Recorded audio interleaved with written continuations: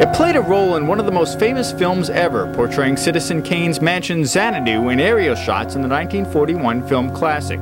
Nowadays, Oheka Castle in Huntington survives as one of the grandest of Long Island's Gold Coast mansions and offers Long Islanders a chance to get a taste of what living in one of the classic mansions may have been like back in the heyday of the Gold Coast. Completed in 1919, Oheka Castle was built as the summer home of philanthropist banker Otto Kahn and remains the second largest private residence ever built in the country. Kahn was famous for throwing Gatsby-like parties at his palatial estate. So whether it was a private dinner for 100-something guests or it was a big lavish party for a few thousand people and having Enrico Caruso sing in the ballroom, so he was just loved life. But Kahn died in 1934 and his widow eventually sold off the estate. It was never used as a private residence again and was finally abandoned in 1979. It fell into disrepair and was eventually condemned to be torn down. That's when developer Gary Melius stepped in, purchasing the estate for $1.5 million with a vision of restoring the home to its former grandeur. Well, I always thought it could be restored, and I didn't think how big a job it was going to be to restore. I think I underestimated that. Since then, Melius has spent about $30 million restoring Oheka Castle to its former magnificence.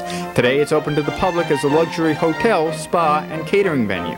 What's really great is that people actually get to live the experience of Oheka, what it was built to be, which really was a place to entertain and have fun. And that's what it is today. Perhaps one of the most interesting things about Oheka Castle are the structural design details that Otto Kahn wanted for his home.